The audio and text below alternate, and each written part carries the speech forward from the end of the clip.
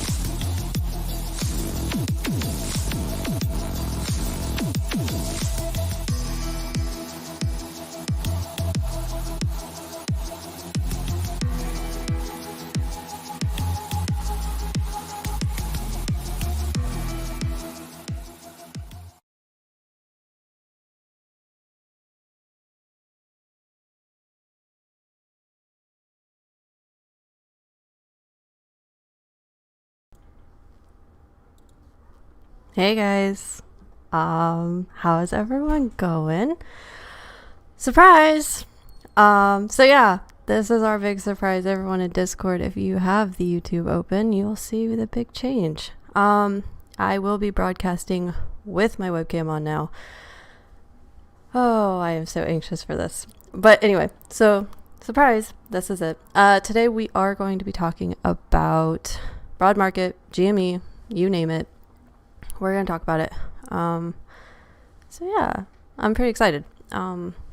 So I will ask if everyone in YouTube can tell me if the audio is good, because I have had to reset up my mic and everything for this. So yeah. If Citadel wants to come up and talk, I'd love it. Or Tootaboon or anyone that wants to come up and talk in the Discord, I am welcoming everybody. But yeah, I am excited to kind of rebrand BullHouse in this way, just so you guys can start kind of putting a face to what's going on. So if we want to dive in, we actually were touching on quite a bit of broad market stuff yesterday. Audio's good? Great. Thanks, guys. So gosh, with everything going on, it has been quite a roller coaster, right? With what's going on in the broad market and the debt ceiling and what's going on with COVID. And there's actually this funny little thing. I don't know if you guys actually saw my tweet about it, but or I guess I should say Hambone's tweet about it, about the $600. Biden wants to be able to have the IRS access bank accounts have like $600 or more in them. No.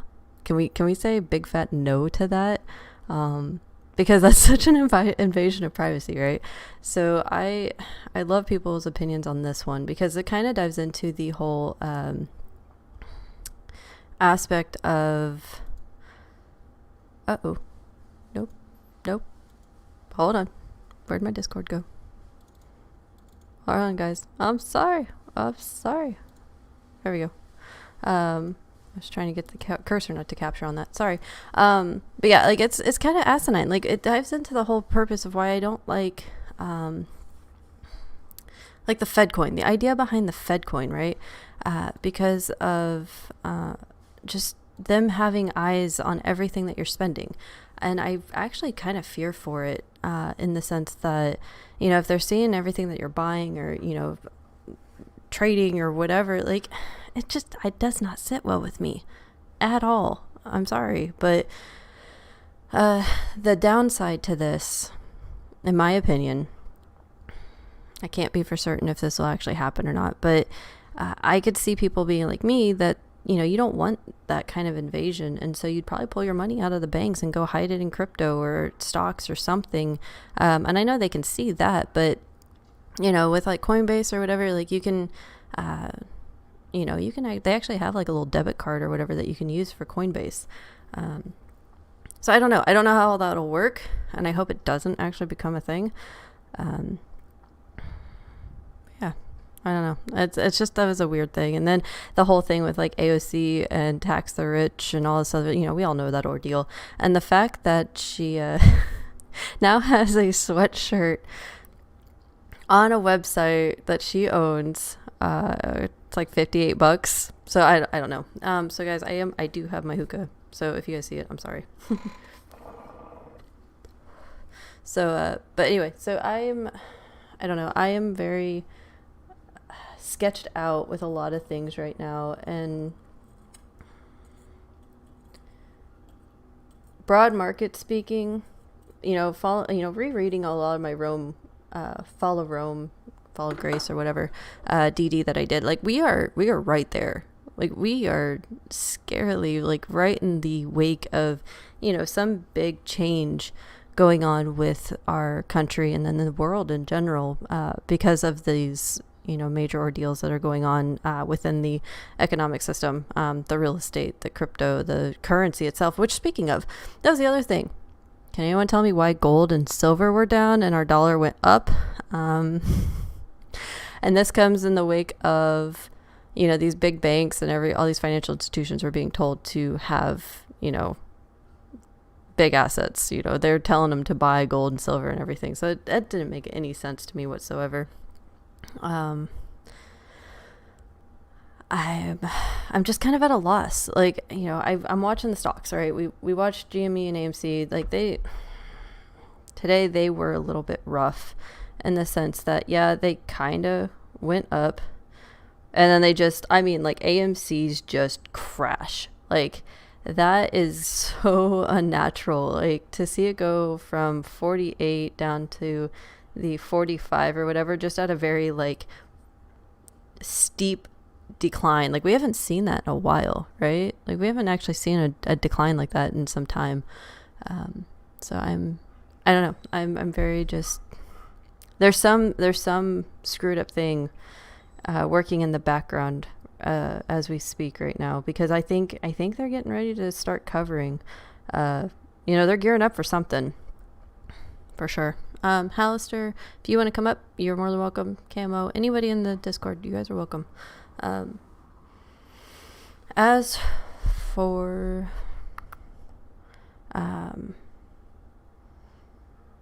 sorry, Charlie, just lost my train of thought here. There's something that Hambone posted today that I wanted to talk about. He was busy. He was definitely busy doing some craziness. So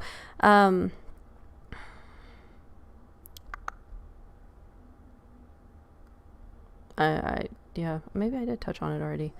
But yeah, this is because I don't know if I really want to get into the whole hospital thing. Did everyone see the hospital, the personnel at the hospital talking about like upping the numbers and whatnot? Like, did everybody see that or no? Hey, Alistair, what's going on? Hey, what's up? Did you see that going around today? The hospital thing? I did not. Oh my goodness. It was basically like trying to use scare tactics to get people to be vaccinated, and like they literally were like, we just need to be blunt and basically say you're going to die if you don't get vaccinated. And then on top of that, trying to pad the numbers by people, with people that have already recovered from COVID. Like they're still in the hospital for other ailments or anything like that, but they're still in the hospital. They're trying to use them as their COVID numbers too. I was a little taken back by it. Like, I mean, we know these kinds of goofy things happen, but faith in the system, I think, is my biggest concern at this point. Because, we already know the government lies to us, the SEC, all these entities that are supposed to be, in our best interest, right? All these people are there to help protect us, but yet we now see them time and time and time again just lying their asses off. Like that's literally what's going on here. So Existent, Hallister, if you guys want to chime in on that. I have to go let my dog outside. I saw some of that yesterday. I think I've seen the news. We were talking about a lot of number inflation around minors with COVID being hospitalized as well. And when the I don't remember who it was looking into it, but the researcher who was looking into it identified it was really a lot of miscellaneous reasons for being hospitalized. However, the person also had COVID, and it's like that doesn't necessarily mean they're being hospitalized for COVID. And a side note, Kenna, for you, I'm surprised you still have that much faith in the system. I don't. Let's be real here. I don't. I try. I've kind of come to expect it at this point, and that's a sad place to be. But I think if you're putting that much blind faith in the system, with all of the things we've had happening over the last several years, you're going to be in for a surprise at some point. I tried. I freaking tried. You think people have your best interest. People that you elected, people that are like, oh yeah, this is gonna be great. No, no. I'm sorry. I can't drink the Kool-Aid anymore. We need so much more change. Like where do you start though, right? Like where is it that you start in all of this? Because it's Congress, it's the president, it's other elected officials, it's the SEC, it's everyone. That it just needs just fresh blood at this point. Like we need to pump fresh blood into the system because I don't even know anymore. Yeah, that's my problem. I'm in California, and our state just decided to keep Gavin Newsom in, and I'm not sure how I can help try and fix it at this point because it's just such a broken system that everything that people seem to try to do can't overcome the status quo. Yeah. So can we explain how Newsom stayed in office? Like, I don't even understand that. Conspiracy hat, corruption, and fraud. Otherwise, people that think that it was going to be done whether they helped or not. I mean, we had, if I recall, I think something like 4.5 million signatures to even get the recall on the ballot. But yet we only reached, 2.5, 3 million people that voted yes to recall. And it's like, if you took the time to stand and sign the official recall petition, which meant you provided identity information as well, you should have also taken the time to go vote in the recall. I don't get it. Everyone I know wanted to recall him and says they did vote to recall him, and it's still a landslide no. Alistair, do you have something to add into this? Well, I was just going to say it's one of those things for me as well. I mean, I think my faith in the system is largely gone. It does make you feel kind of helpless to a certain degree because there's the level of change that's required to make something happen is so significant that it just seems like, doing anything. I mean, it's replacing specific individuals really isn't going to do anything. It seems like it would have to be very coordinated and all happen at once for anything to make a difference. So I don't know, that part's kind of sad. But I mean, to some of your earlier points, like about gold and silver, the way they behave today, it's one of those things. I mean, it just seems like what happened last time in 2008, as I understand it, is all the big players, didn't really position themselves until the last minute, and that's when everything, got hammered. So, I mean, that's actually for a little while before the pod here, I was trying to do some research on how to buy physical gold. I would be interested in anybody that has that kind of information because I know I could buy gold stocks, I know I could buy gold futures and ETFs and all that kind of stuff, but I kind of want to buy like some gold bars or something. My favorite is the JM Bullion website. So I used a couple different ones, but that's one that I usually recommend. And I can send you one too that you can actually buy precious metals with crypto, which is fun. Yeah, you can do that with JM too. Oh, is it? Cool. I think that is so cool. I did that. Nice. Yeah, we bought our we have a 1 ounce copper coin that is actually a cold storage wallet for our Doge that we bought with Doge. So I thought that was fun. Nice. Yeah, and we Those silver stonk rounds that I bought that were pretty cool. But those are pure silver, and they have GME on them and AMC and the couple of the different little characters and meme signs and things on it. Oh yeah, I saw those. Those are really cool. I like those. And Hallister with talking about how we can or can't fix something. I think we're at a point that to me we've got to probably start taking this thing local and really start getting people that are getting into local government and start moving up. I mean, the federal government and state governments are getting pretty crazy to even try and fix. And I got to the point where I'm considering, like, how can I start getting into local government, and I can't because I've got a full-time job. But at some point I might try and figure that out. When AMC goes to the moon, maybe I'll try and be a non-corrupt politician. Oh yeah, I'm with you. If after MOAS, when we're multimillionaires, sure, I could see myself as a local politician trying to fight the good fight. Right. Try to make it a little bit better even in local areas, and hopefully that starts to play into state and then hopefully into federal. Might be a long road though. I mean, anything's possible. I mean, it's our turn, right? Like I have this is been my biggest grievance lately, I guess, is, I mean, it's with anything in the job market, right? The boomers are not retiring. They're not taking any time off. And so, Gen X and millennials, like, we're just on the sidelines just waiting. We're literally just waiting, going, okay, can we have a turn? Like, you got to share.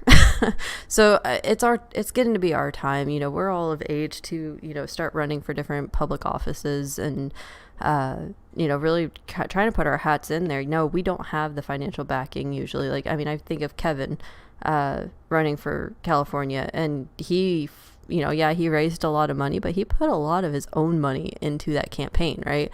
So Darbs even say Nancy Pelosi being Newsom's aunt didn't help the situation. No, it doesn't. It doesn't. And I think that's we had Kamala Harris and Biden in California campaigning for Gavin Newsom. It's like, you guys go deal with the federal stuff that's falling apart and get out of our state and let us do our thing. But, of course yeah. not. Of course not. I'm sure Auntie Pelosi probably helped out a lot, and that's one of those politicians that's been a lifer, along with Dianne Feinstein and Barbara Boxer. And it's like, come on, we need to get all these people out of here. Barbara Boxer finally retired. I've made the point with Pelosi multiple times. I mean, she is 81. That's, I mean, like I said, I worked at an accounting firm. Okay, the mandatory retirement age was 60, because at that point, like, you cannot have partners signing audit opinions that could potentially expose the firm to liability because they start losing their faculties or, making loose decisions, right? Yeah. Like, I mean, I think when the tides do turn, I guess, to Kenna's point, in terms of, it kind of being our turn in terms of our generation, I don't think a lot of people would have issues passing, some kind of mandatory retirement age. I mean, if not term limits, I mean, term limits would be better, but I mean, there should be a mandatory retirement age for politicians, if nothing else, and for their own good, but not to mention, the good of the people they're intended to serve. I think we need term limits. Government is not supposed to be a permanent thing. It was, designed to be for the people, by the people, and you take your turn. You go spend, a term, 2 terms between Senate or House, and 6, maybe 12 years in. And you go back to normal life. Maybe you do that after you've worked for a while and you have some more experience. Maybe you get some people that go and do it before they work and then go back and get a job when they're done. But you should never be in Congress getting rich and retiring. And that's just not what it was meant to be. Oh gosh, no. And I don't think any of us would have a problem passing like term limits for almost all, government elects. Because you figure, okay, based on, looking back, it's the last 6 presidents, right? Tell me if you actually hear something really strange. So we had Bush Sr., we had Clinton, Bush Jr., Obama, Trump, Biden, who was also vice president to Obama. Like, what? Like, how does that make any sense? Like, okay, I don't get it, because then on top of that, you have these presidents that were also in other parts of the government, right? So all of these same policies are just being shuffled around and construed in different ways, and then passed or lifted or turned over, and it's just there's no new thoughts. Like, how do you progress if you have no new thoughts going into the country? Yeah, I think some of the few things we could do to really start to set things, less corruption on the right target is really, term limits, which we'll never get because that's basically Congress voting themselves out of a job. And then also, crap, I just lost my train of thought. Awesome. Love getting older. That's terrible. Oh, term limits. And then another one really is, look at something like a fair tax or a consumption tax that gets out of the income. We could make a lot. The government can actually bring in more without as many impacts to people by doing something like a fair tax. And you really get out of the business of taxing income. And be able to still fund the government as it needs to be. And then the last thing, and this was the one I was drawing a blank on, is really, make a law that says we have to have clean bills. No more of these, omnibus bills that they put, everything from infrastructure that's not really infrastructure to funding to, national park endowments and immigration components and things like that. It's like, let's pass a clean bill. Let's pass a bill that says, we're gonna build bridges and roads and spend this much money, and that's it. That's all that's in the bill. But again, they like to hide things and put all the carve outs for different areas and people. Oh, you mean like the hidden mileage tax in the infrastructure bill? You got it. You want to add a mileage tax? Then let's have a bill to add a mileage tax. See what people really think about it. And, if you're doing a lot of dumb stuff like that, people are going to vote you out really fast. Oh, 100%. We already pay tax on the gas. Like, why are we going to be taxed on driving? Like, that's, good Lord. I mean, Wait, we pay tax on gas with after-tax dollars from what we've earned, which may have also been taxed again through capital gains. But let's go ahead and tax the miles as well. Exactly. Pay taxes for the vehicles, and the business paid the taxes to buy the parts to manufacture and sell the vehicles, which meant that you paid more for the vehicle, and it just goes on and on. It's and then when we all die, we all pay more taxes in death tax. Yep, 100%. Like but as they say, nothing's certain in life except for death and taxes, right? And then, heaven forbid you save your money and you make interest on your money, and now you pay taxes on that too. Well, you don't really make interest on your money anymore, unfortunately. Yeah, that's true. With inflation, you're actually losing money. Yeah. I mean, inflation's only going up so fast, so you hold on to those dollars, it's just, oh my God. That's another day though. But yeah. And we should probably shift off politics. We might lose subscribers if we hang here too long. No, it's perfectly fine with me. Like it's so Jose. I'm hoping that's Jose because there's no asterisks or anything. Accent marks. Market's ready to crash. We are ready for the squeeze. Yeah. So I yes. We are it's at that tipping point. It's at that tipping point of getting ready to crash. And since AMC, GME, Nokia, the meme stocks, they are the inverse. So market goes down, the economy goes down, those go up. And I hope there's enough people in them that it doesn't hurt the country too bad as a whole, right? Because it's like, but from what I figure, I'll say there's between 10 and 15 million worldwide that are in the meme stocks. 10 to 15 million. Seems like a lot, but there's actually 56 million millionaires in the world. So it's really not that many. And the fact that we are, you know, if they're not in the meme stocks, which I'm sure they'd have to be, they can't be that stupid. That, you know, but those are the people we're taking money from, really. Like, we're just transferring that money. And so I look forward to it. I really do. Because I know that money being distributed to the 99%, hell, I'll even probably say the 50%, the bottom 50%, we'll go with that, that they'll do good. They will actually do some really awesome things, because this is what I just keep hearing, is that people want to give to charities or form charities or, you know, build for other people, or, you know, my thing is that I want to be able to, you know, if we're in the grocery store and you see someone kind of down on their luck, we've all seen those people, right, where they're literally like scratching their piggy banks at the checkout going, please let me have enough money. I want to be able to be like, you know what, no, you go, here's an extra, you know, couple $100, have a good week. Because you just don't know. You just don't know what people are going through. And, you know, an extra 50 could get them through till their next payday. An extra 100 might be just what they needed to keep their lights on.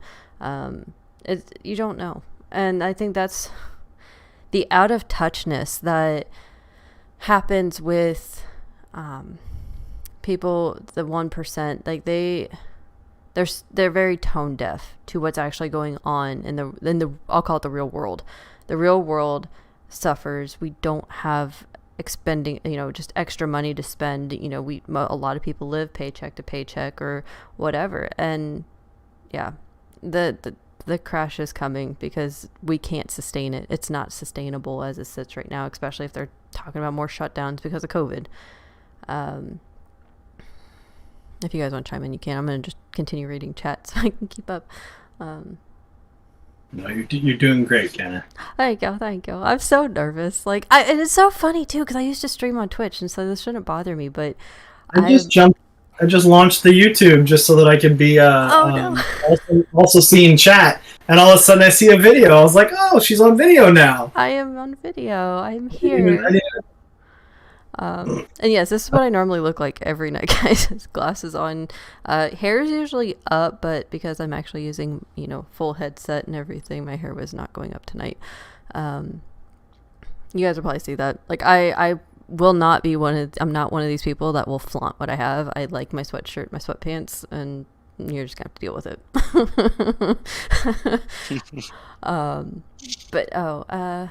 Jake, thanks for all you do. Hey, it's what I'm here for. This is literally my purpose. I truly believe this is what I was meant to do, is just help people and teach people and just be here. You know, I like waking up and doing this every day. Checking news, checking information, checking the charts and everything, and just trying to be there for people that, you know, I have DMs that are like, hey, I have this going on, you know, and people will ask me like, hey, do you think it's okay if I sell 1 or 2 shares to go get groceries? And I'm like, dude, guys, you do what you need to do. Like, you don't need permission from a voice. If any voice is telling you to not sell because, you know, whatever, because you need food, guys, go get food. Please go eat. Keep your roof. Always, and don't put money that you need to live into any kind of stocks or investments. Yup. Yeah, I can't. I broke my heart. I won't call out any names, but there are literally people on Twitter that will tell everyone to, you know, go eat ramen. Don't, you know, oh, I didn't eat today because I put money into the no. Like, don't suffer because we don't know. We don't know when this will happen. We don't know if it will happen. We hope it will happen, and I'm pretty damn sure it's going to happen. But nobody can give you a timeline. If you would have asked me back in March if I thought I would be sitting here in September still talking about GameStop and AMC, I would have told you hell no, because this should have gone in like July or August. No way. I was thinking this would have been done a long time ago, and that the hedge funds seem to be content with putting more money in and kind of squeezing along the way, and probably manipulating if we're all right. And it's been kind of surprising, but I'm with you. It's likely to continue on, and something could happen soon. It could not. We don't know. Oh, and Jose's I just saw this. Been in AMC since June of last year. So I'm sure he thought like, nope, this is not supposed to be a 1.5-year thing. So no, and that's exactly what I mean. That's incredible. That is absolutely incredible. Let's see. Crystalline Banana. GME is the only MOAS, but all meme stocks will squeeze. I do believe that GME will be the highest of them all, because given the float, given, the voting thing, oh my God. I don't know if you guys have kind of seen this. Germany holds the float. The investors in Germany hold the float of GameStop. And I mean, hello, you have people all around the world still holding shares. So, yeah, GME, based on float, based on the short interest, based on everything that we already know with GameStop, yeah, I do believe that GameStop will be the highest one of them all. AMC, still high, it's still shorted very much. So, it'll have its day. Don't worry, guys.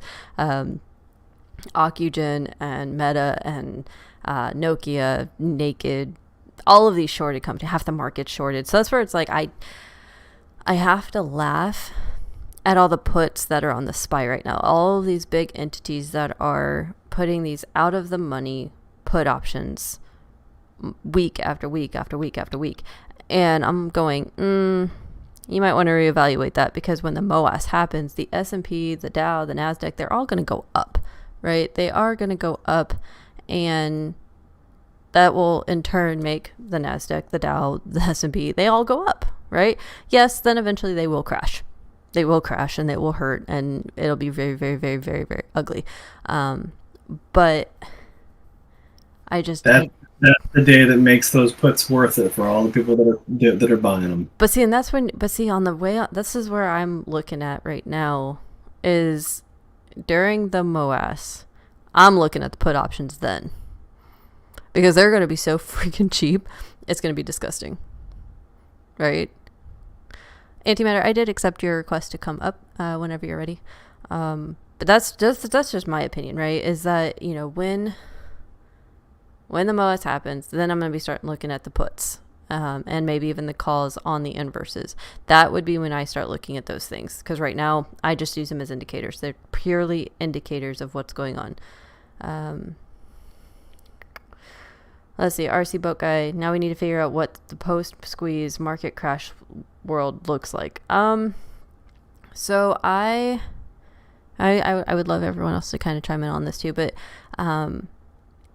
that's the first bubble, right? In my opinion, that will be the first bubble that kind of just breaks it for everything, because you figure if they're losing all of their liquidity in the stock market, they're selling off other assets, the housing and crypto and everything else, just to cover all of this crap.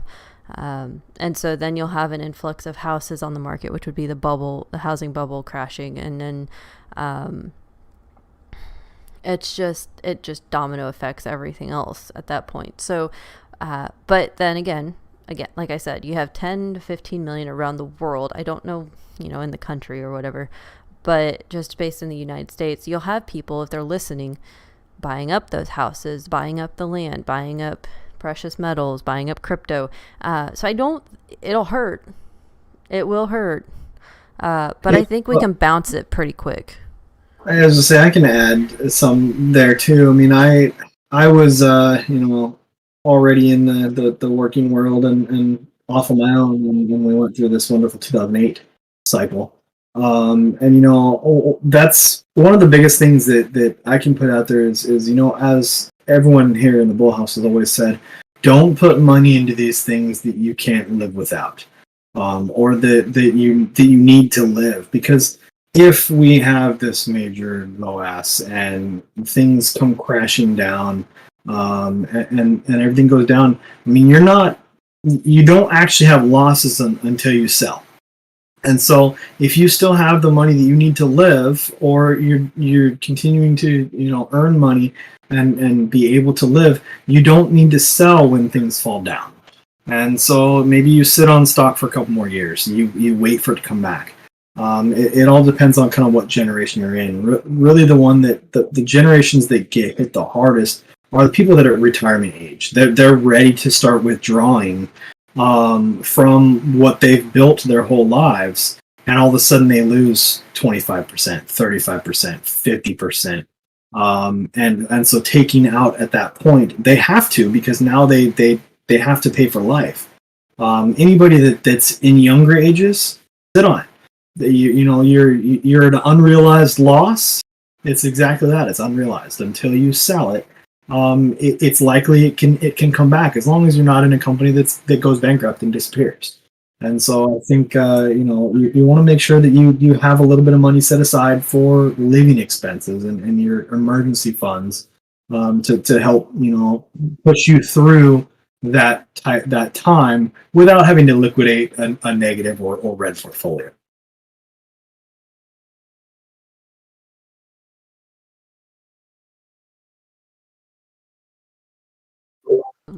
Alistair, do you have something to add? Or Antimatter, what did you want to bring up? Either one of you.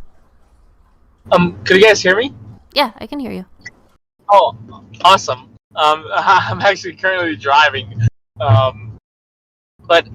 along the topic that was brought up earlier around, taxes, and, then they were still wanting to have to pay taxes as well.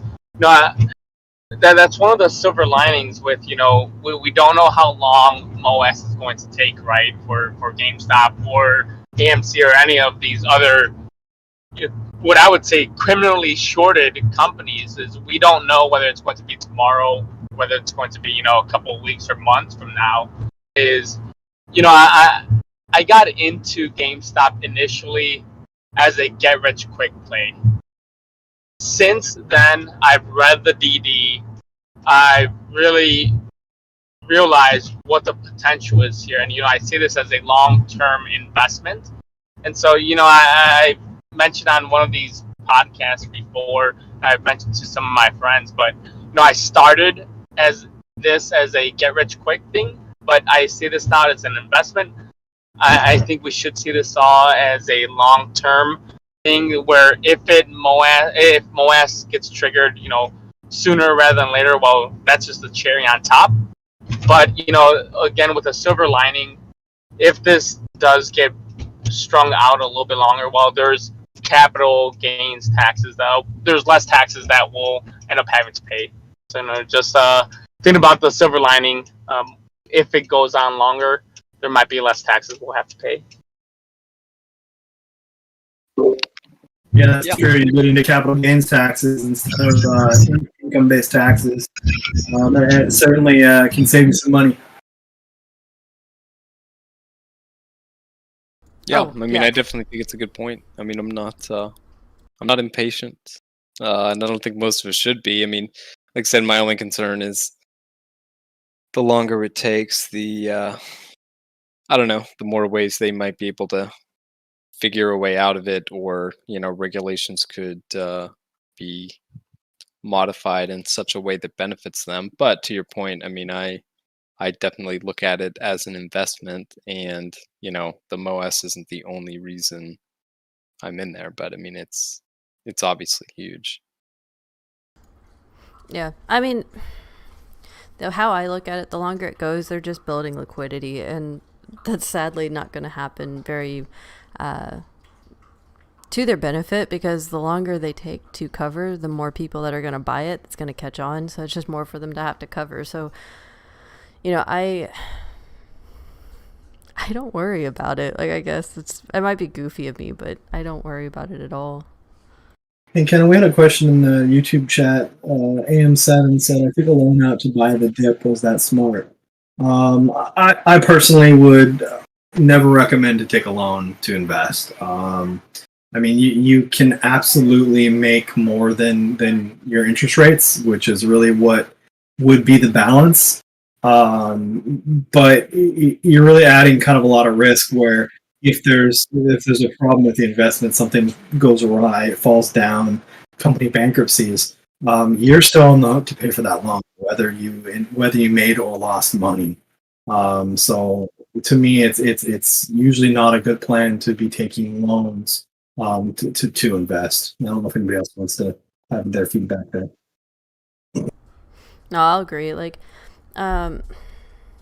it's very risky. I will never tell you what you can't do, what you shouldn't do.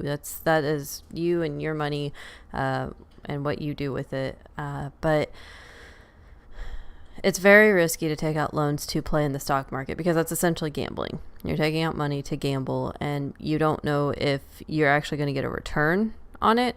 AMC, GME, they're pretty much a solid bet, but at the end of the day, it is still very risky. And this is where I've seen people, taking out, lines of credit against their houses. They're betting their house on this, or they're, just all these other different things, taking out all these other loans, and it just puts you in a precarious situation of, is it gonna go to what I think it is, what I've put into it, or double it, or whatever, because you do have interest on those loans too, and you have a lot of other factors that go into them. So I won't tell you either which way, if it's good or not, or if it's smart, I guess is how you put it, because everyone has their own situations.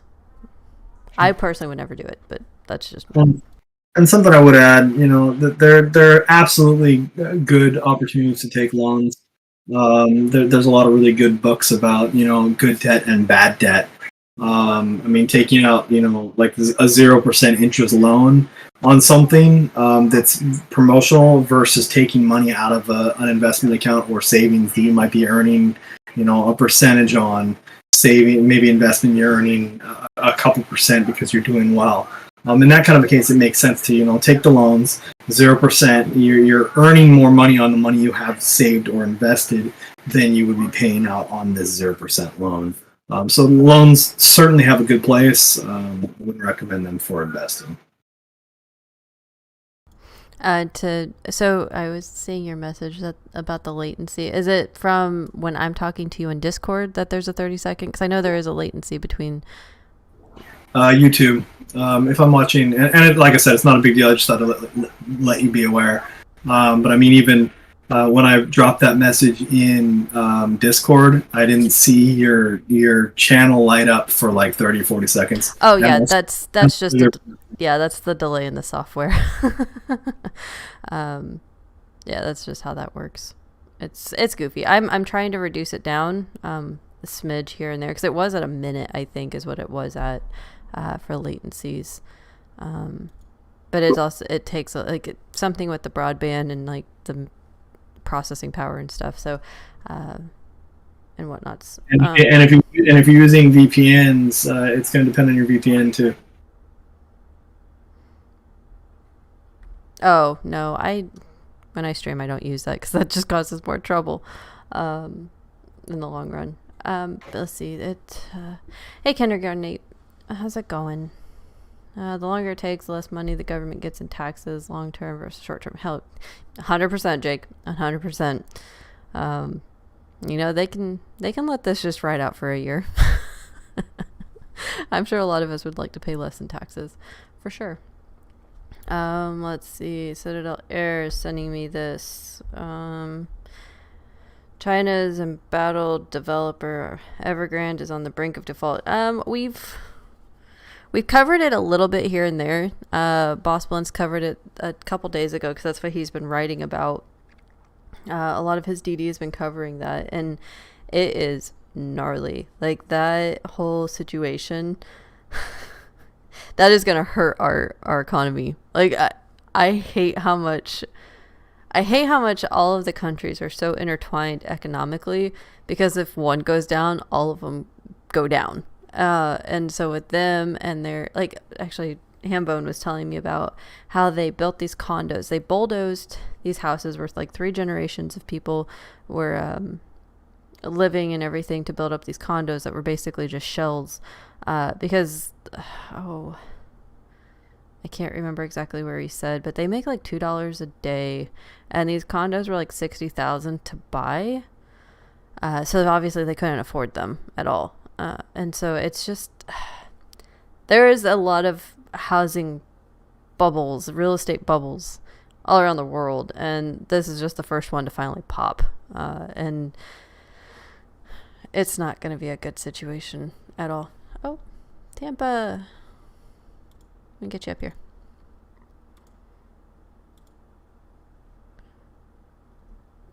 Hey, Tampa, what's going on?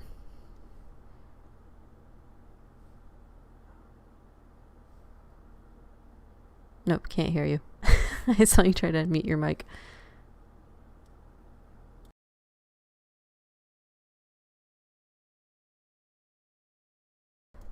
Well, Tampa figures out his mic situation. None of the millionaires that I know would touch meme stocks with a 10-foot pole. People who are poor, on the other hand, are willing to take more risk. Many millionaires are in meme stocks via funds and hedge funds. They just don't invest like the retail. Yeah, no, that's exactly it. I mean,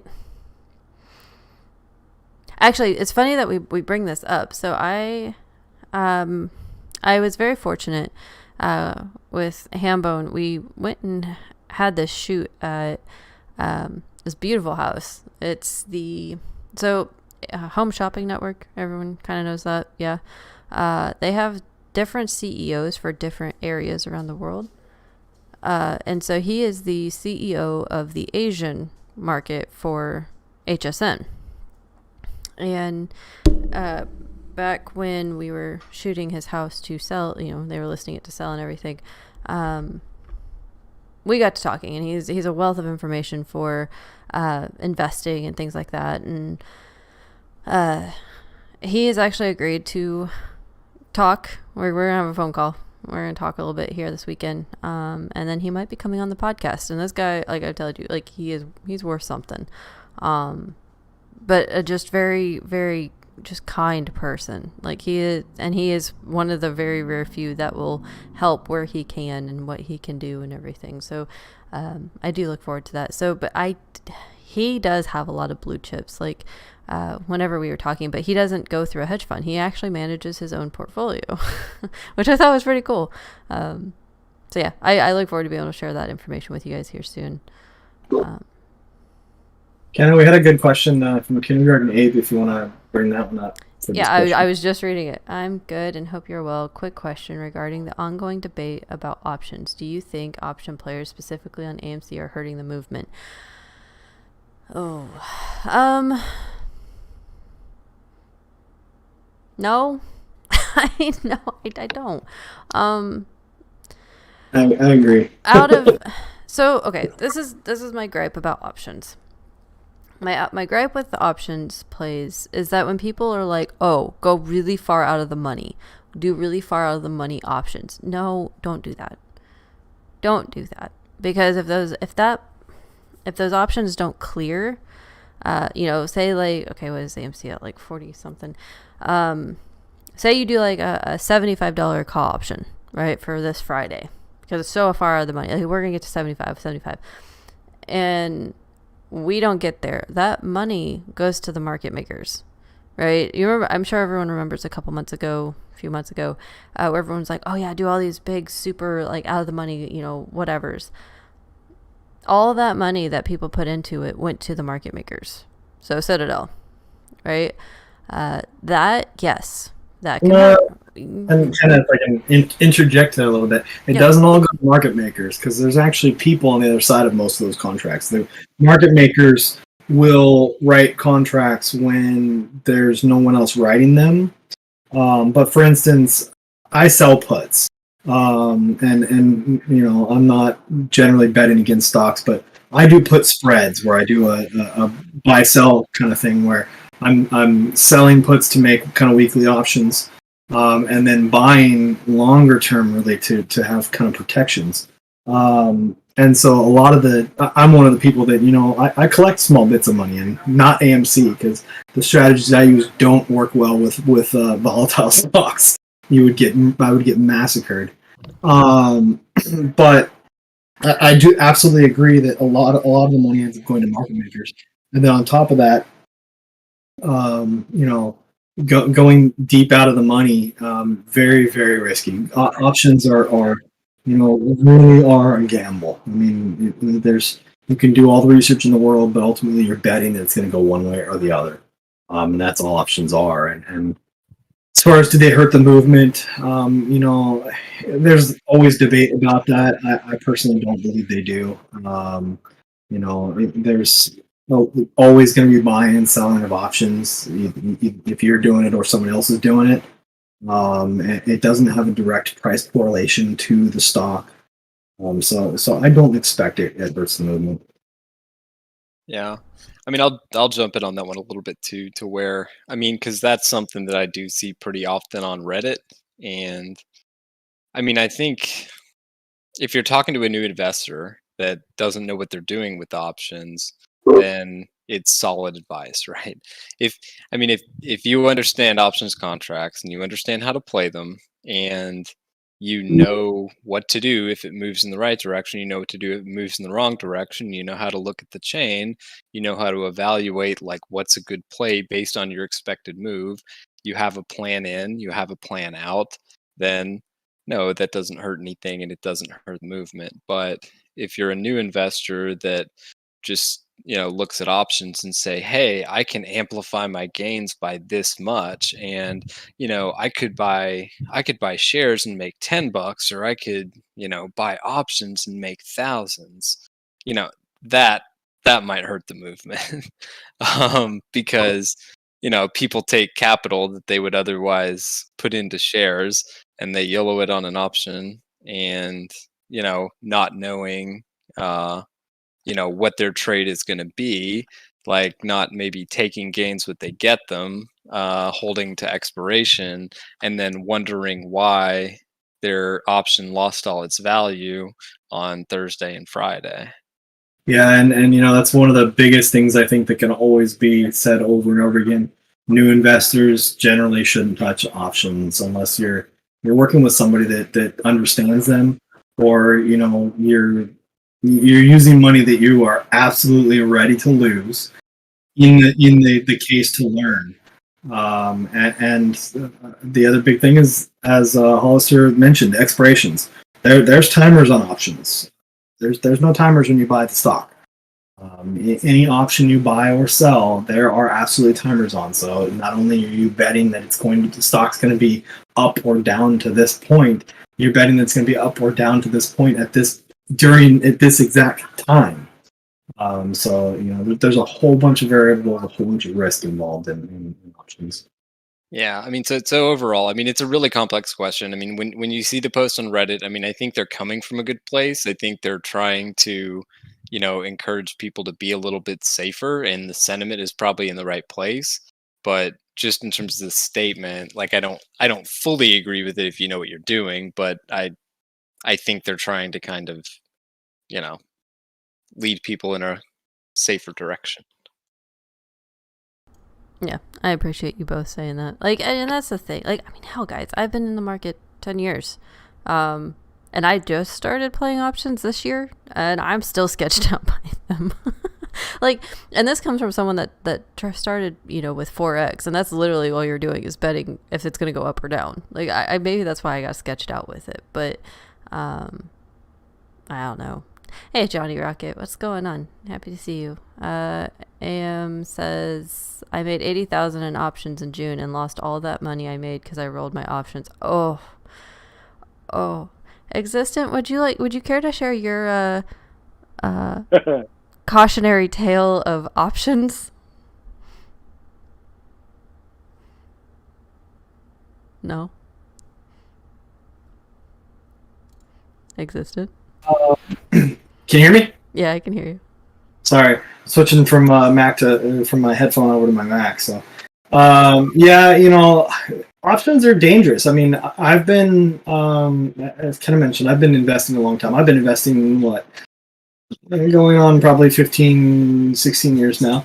I've been doing options for 5 or 6. And not in-depth options. I've been getting more and more, but I made a mistake. I meant to go in and close out an option, and selected the wrong option or the wrong button in my trading platform. And I ended up, doubling my option contract that I intended to close at a point where I was way up in profit, just before the market closed. And, next day it was AMC and our wonderful ups and downs, and it ended up being a several $1,000 mistake. And that's somebody that's been doing options for quite a few years. So it's certainly something that, options, you've got to, there's a lot of variables. So when you're executing trades, you need to make sure you're double checking and selecting the right options, because you have calls, you have puts, you have buy to open, buy to close, sell to open, sell to close, and they all mean a whole bunch of different things. And you can get yourself in trouble rushing through something in the last 2 minutes of market like I was doing. Yeah, 100%. Like, I will never forget that day, because you came in, you're like, I screwed up. There were other words, guys, but just know it was, I screwed up big time. We're like, oh, what did you do? And he's like, I'm gonna be so dead. I made a big mistake, and it was too late to fix. It was cross my fingers and hope that tomorrow wasn't as bad as it was. I mean, it wasn't. It was bad. It's always bad, right? Whenever you're like, please don't be bad. Please don't be bad. Damn. Yeah. Please make my mistake not matter. And it didn't work that nicely. Can't Stop It said $3.5 trillion bill got shut down. Manchin doesn't want anything to do with it. Well, that's good. That's good. But shit, guys. It's not over. Who said that? D said it, thank goodness, but it's not over. No, they're just looking for ways to spend money. I think of this is the wasteful spending, right? Like, they were trying to get a bill passed to study if cocaine, heroin. I think it was heroin. If heroin made quails more promiscuous. I kid you not. I've talked about this before, and I'm going, are you freaking kidding me? Like, we're spending money on this? Like, they actually spent money, and because it was approved, if different frogs in different areas of the world, in rural and country, if urban and rural frogs had different sounds, they actually studied this. I don't remember what the outcome was, but yeah, they actually studied that. They spent money on this. Our government did. So, we're not done yet. It's not done. Johnny, it's so the big surprise is that we got a whole new facelift for the podcast. So I'm very excited about that. It took me way too long to do it because apparently I'm such a noob anymore setting these things up. But yes, we got a whole new facelift of the podcast, which I'm super excited about. I was really anxious, but I'm pretty chill now. But yeah, we've talked about a lot, actually. We've actually covered a lot in an hour. It's impressive. Let's see. Can we get Lady or First Strike? Any of my other staff members want to come up and talk? Say anything tonight? Let's see. I believe the longest they will drag this out is the end of January of 2022 because that's where they can still hit us with the short-term capital gains tax. Did AOC include a tax the rich campaign plan in the new bill for new clothing line? Right? Thank you, Skinto. Like, I cannot believe she did that. Like, oh my God, that's such a... I can believe she did it. What surprised me a little bit is that she was even at a gala that cost $30,000. Like, you're the whole principle that you've been fighting against is rich people. And you're going to one of the most exclusive, expensive galas you can possibly go to? Come on. Oh, I mean, just details, man. Details. Living it up. Don't worry about that. I mean, she Yeah. gets on Twitch and streams to a lot of people too. So Yeah, okay. living it up. Making, I think that her seniority, she makes $174,000 a year as a I believe she's single. And in California, $174,000 is still a lot of money. Not as much as it is in most of the places in the country, but that's a pretty decent wage. And we'll see. It's interesting how a lot of the thoughts and things she has.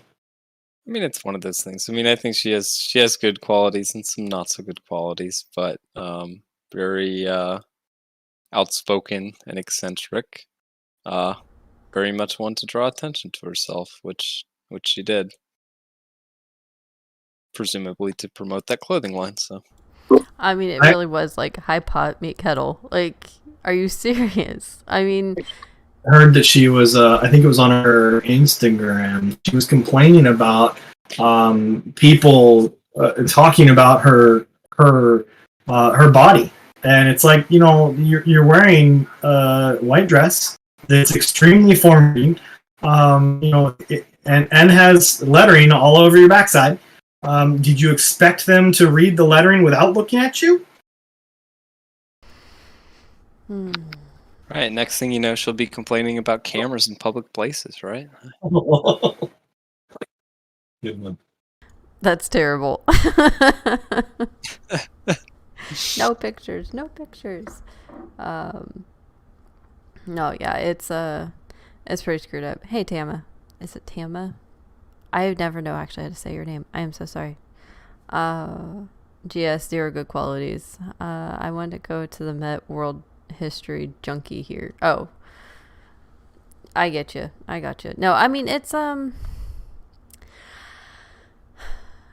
is just a very large slap in the face. Like, I see the Met Gala, and then, we sit here and we talk about how, all these foreclosures and all of these evictions are about to happen, and people are going without food, because they don't have money. Their, jobs and are not paying enough, or they don't have a job, or, what have you. Like, there are so many people suffering, and yet here they are parading around in tens of thousands of dollars worth of clothing and going to this gala that's what, 35,000 a ticket. Like, it's very tone deaf. It is very tone deaf. And these representatives are on Twitter. They see what their constituents are up against. They're the ones passing the bills that aren't helping. And then they do this. Like, out of touch with the population, the constituents. Well, but I mean, so think about this, and I don't just listening to you say that. I mean, it kind of got the thing. Like, I don't know if anybody saw the Iceberg Research tweet or whatever that they shorted AMC some more, and think about how crazy. Like, I don't know. We think that is like we see all this stuff on social media too. Of the media saying certain things, or these funds saying certain things, and we laugh it off and say, "Oh, they're crazy." Well, that's what the politicians do when they look at what their constituents are saying. They're like, "Oh, look at them. They're so dumb." Ha ha ha. Isn't that sad? Scary. Isn't that sad? Yeah, it's scary, and it's sad. Yeah. I mean, it's no, D, I don't really care about the croaking frogs. I really don't. Sorry. I think they need a very big wake-up call, and I don't know how to get to that. I mean, I know there's a part of our Constitution that does say, in fact, with a tyrannical type government or anything like that, like, you can actually overthrow them, in the sense that, you vote them out. You say, no, enough is enough, and we're done. I just don't know how we get there, right? Without massive just chaos in our country. But you can do a lot of things on paper. Yeah, I was thinking one of the big things we need to do, in my opinion, is we need to get rid of the mail-in voting. There's so many opportunities for either things to get lost or people to submit things that wasn't really them. I mean, in California, this recall election, you could actually go online and print your ballot out on your home inkjet printer. So now there's no validation that it's the right paper, the right ink, or who knows who may have printed it, or how many copies that they printed with different names or different slight barcodes on them. I mean, just so many opportunities for potential fraud. I think the whole paper ballot or mail-in ballot thing's a problem. 100%. And I'm sorry, but you need to be able to show ID whenever you're dropping those things off. And like, I mean, didn't California just have a problem where people, I think it was the Republicans, they were going in and they were already being told that they had voted, and they're like, no, I didn't. And they're like, yeah, you did. We have you down. Yeah, we have a lot of people that had that problem. Like, there's a whole bunch of things in this world that you have to show ID for. That are pretty major things in life. To me, yeah, show your ID to vote. It's not hard. Yeah, it drives me nuts. So I don't know. We got to start figuring this one out. This is the next task after MOAS. This is what we're going to figure out. Like, how do we gain our country back? Like, it's really just disheartening, right? Because it's like you have a country that's supposed to be free, and then when you actually take a look at everything that we're not allowed to do, or they tell us that you can't do, or whatever, and it's like, okay, really, like, I mean, I'm sorry, the censorship on social media, like, that's ridiculous. That is getting to be too much. And I mean, it actually was a funny instance the other day with Hambone, because he wants to pop off at people. It's just how he is. He wants to sit there and just voice his opinion, and then he goes, you know what? I can't. Twitter will shut my account down. If I go in there with things that I know, with sources and everything, not just spouting off, not just, unfactual things, but he could go in there with a bunch of, actual great sources and tell people why they're wrong, he would probably get shut down. And I thought that was very interesting. Like, he was just telling me, like, Nicki Minaj, whatever. I don't know the full story with her. I don't, but that she got taken off of Twitter for something about the COVID shot. I don't know. But yeah, like, they just shut people down. And I'm like, okay, let's think this one through real quick. There has to be change. There has to be change, because if they stop people from talking, that's not going to be any good. Like, that's where I saw that, their GS was saying, anything that AOC says, it's an echo chamber. And that's what we have to eliminate, is the effing echo chambers. We have to eliminate them. And that's for everything. That's not just for, like, AMC GME. That's for all things. That's, they keep telling you not to talk about religion, or talk about your wages at work, or talking about politics or anything like that. They're taboo topics. No, that's not. That's done. That's how we got here, right? We didn't talk. Society didn't talk, and so now we have to. Just have to. Oh, I have antimatter back. What's going on, antimatter?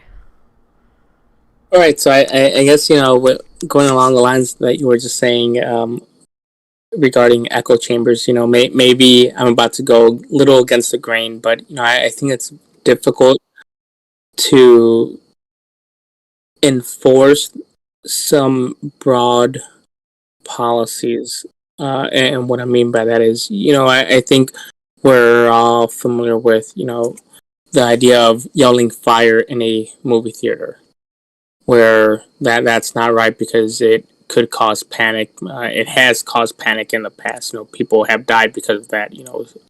Stampede chaos ensuing. But others might argue, hey, that's free speech.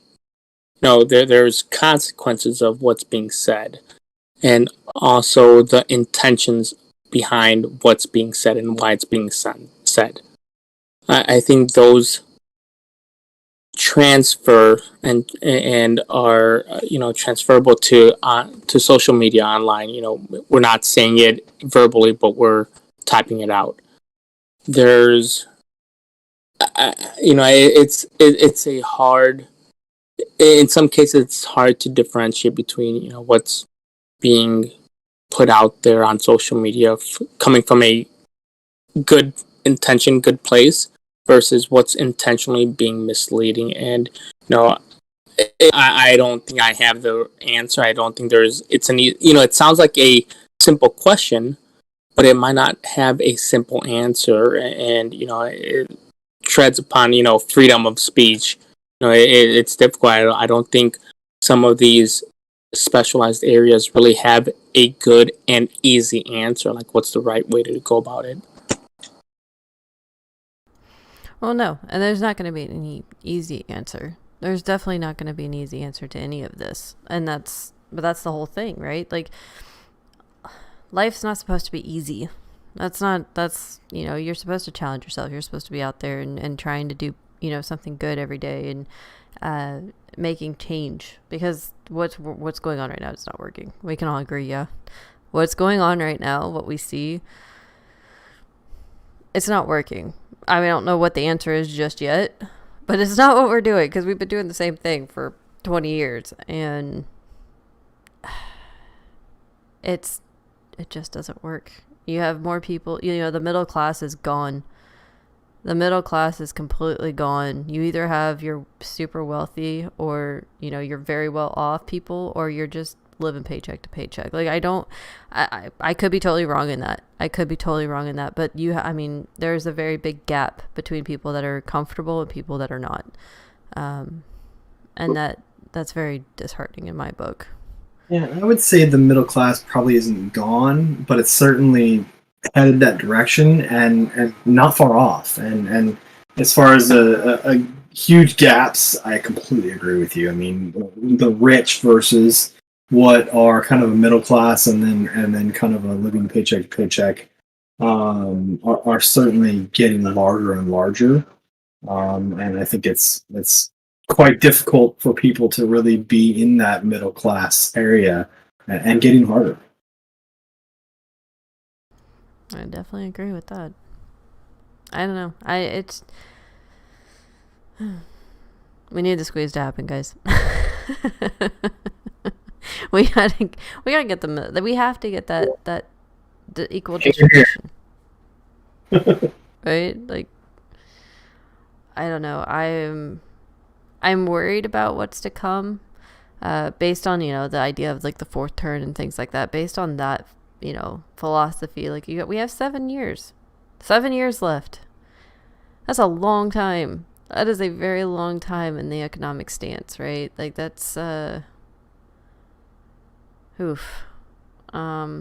you figure, okay, the decline that we've seen just since January, okay, we're talking 9 months here. Since January, the decline of our economic standing and everything that's been happening is at a rapid pace, and I cannot fathom what the rest of the next, I'll say 6 years looks like. Because if it keeps declining this fast, like, you're going to have 1929 all over again, right? Like, people wearing potato sacks again and not, eating well, or, having famine and illness and all this other stuff because people can't afford the medical bills. We already have people that can't afford medical bills. It's too much.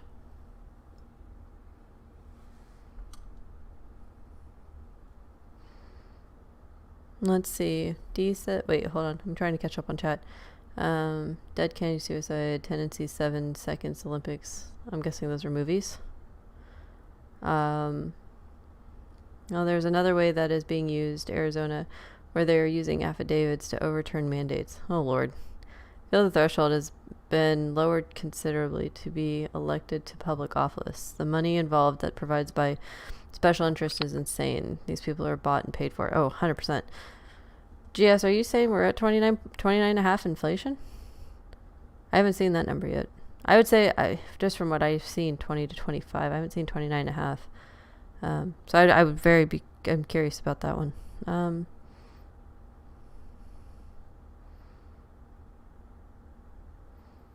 But yeah, I don't know. Any final thoughts, guys? No, we've had a pretty good session today. Yeah, we have. It's been a lot of fun. I'm looking forward to a lot of this new setup and the many new things to come with BullHouse. I'm just super stoked. I'm I'm almost done with like the third article for the magazine. I don't think I sleep much. I'm coming to that conclusion of not sleeping for a while, which is okay. Yeah, you need to work on that. Sleep is good. Sleep is very good, but it's a very hot commodity. Because it's like I have to choose, M comes over and she'll want to sit on my lap if I'm working or something. And she is such a distraction. She is so terrible about it. Because then it's like, okay, I just want to play. So it's like I try to work when she's asleep. And then, you're supposed to sleep when your kid's asleep. But that does not always work in our house. No, so when your kids are sleeping, it's the best time to get things done in peace. Yes. And then 5 hours goes by and you're like, crap, they're going to wake up in 4 hours. So yeah, it's no, she's such a blessing. I'm sure everyone saw her little pictures on Twitter today. Did you guys see that? I did, yeah. Yeah. That was cool. Little gamer. She was playing along Tim the Tatman today. He was streaming on Hambone's computer, and she was sitting there, had a controller in her hand, and was trying to play along like as she was playing. It was pretty cute. So I was like, okay, we gotta take a picture of this one, because it's the first time she's actually wanted to like hold the controller and look at the screen and try to do it. So we're teaching. That's awesome. Games are so much more complex these days. I remember like old school NES, like I could get that as a little kid. I don't know about some of the new stuff's pretty complicated. So I have a cool question for everybody just to kind of end out. So, in the case that, the MOAS happens and the whole economy starts to fall down, what would be the one thing you are keeping that can help you, make it through and barter or whatever preparation you might have? So you're saying MOAS happens, what am I going to be basically getting to get through the... No, I mean, the economy starts to crash and, things start falling apart. So I'll give you an example. So for me, I'm a big coffee drinker. I make sure that I have a pretty significant storage of, long-term stored coffee so that I have my own coffee. But, that could also be used for bartering. For a neighbor that maybe doesn't have coffee and you can't get coffee anymore, what would be your thing? If nobody understands my question, no worries. I mean, is this stuff that I already have or stuff that I would probably be picking up here soon? Like see, GS said in the comment. He said ammo. Yeah, ammo. That's a great one. Yeah, I mean. That for me, it's coffee, because coffee is one of those things that most people aren't going to think about storing long term. But almost everybody wants coffee. Somebody wants coffee. A lot of people don't like coffee. I don't like coffee.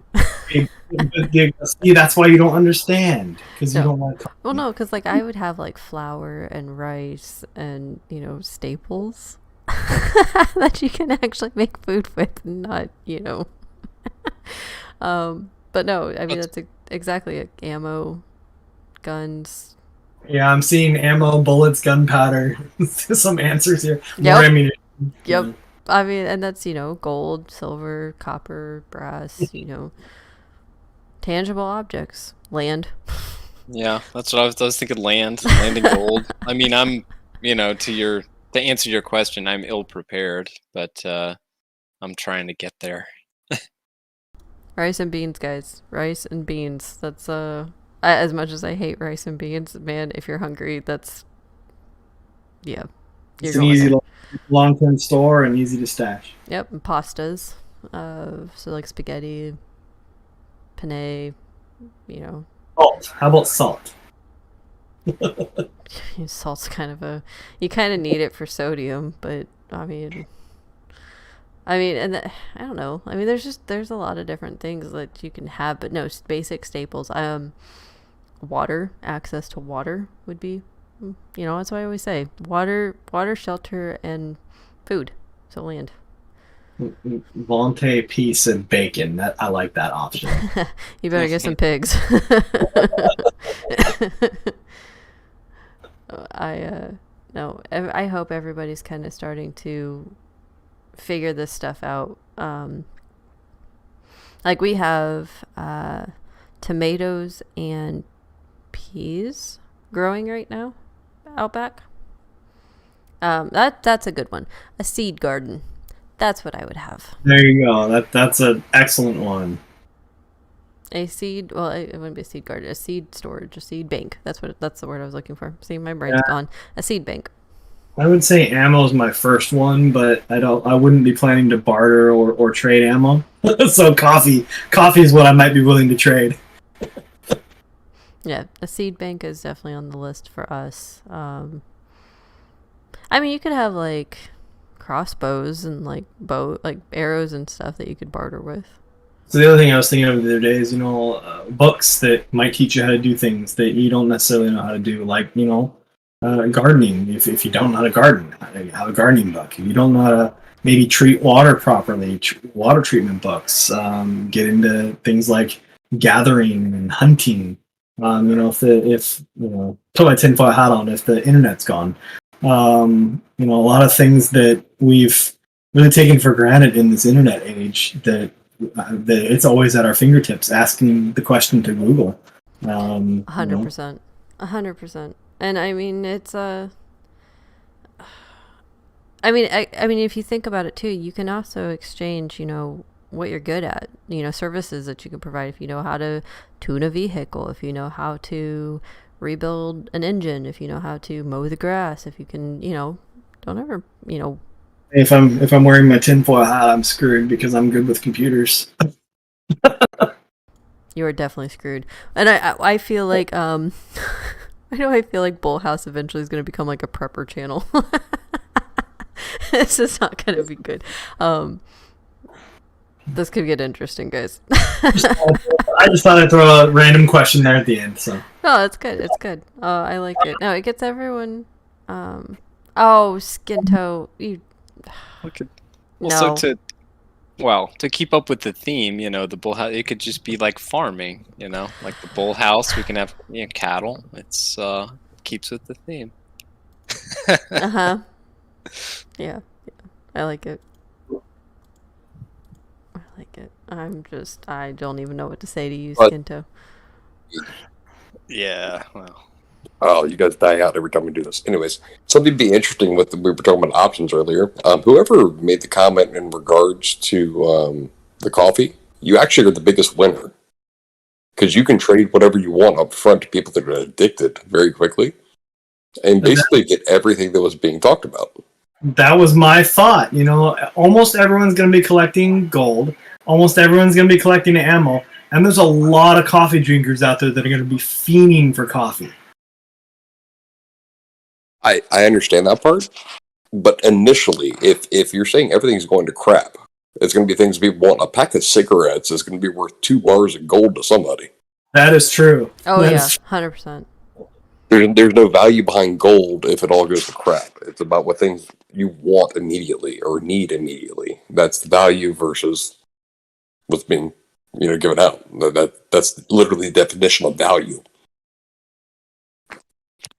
I'm sorry, I had to laugh at this. GS says today on BullHouse, we clean and process a deer. Is that why we're called Bulls? Wait, no. I don't think that's right. I wanted to say the guy with the coffee is going to end up winning. Oh yeah, no, 100%. I definitely agree with you on that. Like coffee, because people are addicted to caffeine. Like if caffeine shortage becomes a thing, I don't know if anybody's actually ever like gone without caffeine, like did like a cleanse from it. It's a little rough. Like the headaches are gnarly. I mean, people get shakes and everything. Like I am just existence right. Coffee is number one. Tobacco, any kind of products like that, number two. But me, rice, flour. I'm a foodie. I make sure that I have food. Like I don't care if I could smoke or have caffeine. I need food. So it's just, I guess that's where my brain goes. Let's see. I did see, guys. Okay, I'll throw this one out there because we do have a lot of vets and they know how to, survive in the wild. Do you guys want a prepper part of the channel? Like, I mean, it's kind of up my husband's alley because that's him.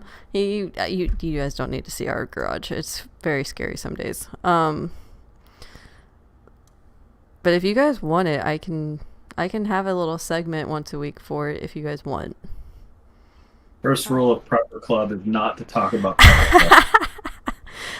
I mean, it's a good one. I mean, it actually saved us last year. You know, we had enough stocked up in the house for like 6 months. To where it's like we didn't actually know about the toilet paper shortage until it was like almost over. So there's that. You know, for me, it's like I'm buying my toilet paper at Costco, and I generally have, one unopened pack, and next when I open it, I buy another one. Yep. So being a Costco-sized pack, I already had a whole bunch. That's exactly what we do too. So yeah, buy in bulk, guys. If you can buy in bulk, buy in bulk. It's worth it. Let's see. I also have a month worth of packaged food. So buy drugs and liquor. I'm actually surprised. We got a lot of answers off that, a lot of interest off that last question. It was a good question. We got all kinds of random answers, and it kind of worked well and sparked some good conversation. Yeah. Hey, Boss Blunts, you're stopping in. How are you? This might be up your alley. I mean, I know what Boss Blunts will have. He'll have a bunch of pot plants. He'll keep everyone chill. He'll be like, no, it's good. We're all okay, guys. Coffee is the hottest commodity in jail. You can literally trade coffee for drugs. I'm gonna grow tobacco and weed. Boss is my first customer. Caffeine, I'll pay money, anything. You guys are so silly. I'm so in the wrong mindset, guys. I need to be an addict of something, apparently. Like, frig. You could be an addict to that land with the freshwater rights. I mean, I think you have it right with that one. I mean, I'm not too far from some of that, so that's one of those things that I actually want to start looking into because, yeah, I think it'd be a good idea. Well, I mean, heck, everyone can come grow their tobacco and their pot and their barley or whatever you guys are making your random stuff. I'll provide the land. No, okay. No, it's I love it. I like this vibe tonight. This was good. But yeah, if you guys want it, I think a prepper segment, that's gonna be hard to say. Once a week might be fun. I'll talk to Hambone, and if First Strike wants to get in on that too, and anybody else that likes to prep. If I have anybody. Tampa's coming back up. Nope. So we gotta start from the beginning though, Kenna. It's gotta be like preppers for dummies, because 100%. I mean, I played the fifth when it comes to prepping. Okay, existence number 1 on the list. All right, yeah, we can do this. So if you guys want to pick a day, we can do it. I think it'd be fun. Dig a well. By the way, some of this will not be lively done. I am actually so here's a big surprise. So for the magazine, I am going to actually put documentation of our RV renovation, part of prepping. Yeah. It was actually a lot of fun. So you guys will get to see the gut job that we did on this thing and how you can do it cheaply, because we classify it as our first home. We bought our technically first home cash, because it's a mobile home, and it can actually be a tiny home. I think it's like 500 some odd square feet total. So if we needed to, that we could go drop it on some land and live in it pretty easily. If we needed to. No, I'm not doing that. I don't want to do that. There's not enough room for 2 huge dogs, a cat, 2 adults. Well, 4 adults and a child. That would not be fun at all. But it's a roof, so. Bug out bag is in my trailer. Yes, of course it is existent. I see you. No, I said my bug out bag is my trailer. Oh. That's awesome. Let's call it Peppy time. Peppy Club. What? Hell yes, do not discuss. Let's call it. I'm losty. I am so lost with that comment. Do you saying Code because we have name. a hard time pronouncing our Oh. own thing. We call it Peppy Club. Peppy Club. Okay, we can do that. Or Preppy Club. Preppy Club. Oh God, no. No. Do you know me? That doesn't. Oh Lord. But no. All right, guys. I will talk to you guys tomorrow. Tomorrow is Friday, so we'll probably do a little bit longer stream. Most of the podcast now will be hosted in Discord because of the new setup. If we do anything on Spaces, we won't have video, just because there's some really funkiness that goes into that. So, with that being said, unless I can figure it out, but I like my Discord. I like being able to hang out in the Discord and just kind of chill and hang out. So I hope you guys enjoy the new update. I'm enjoying it. I think it's fun.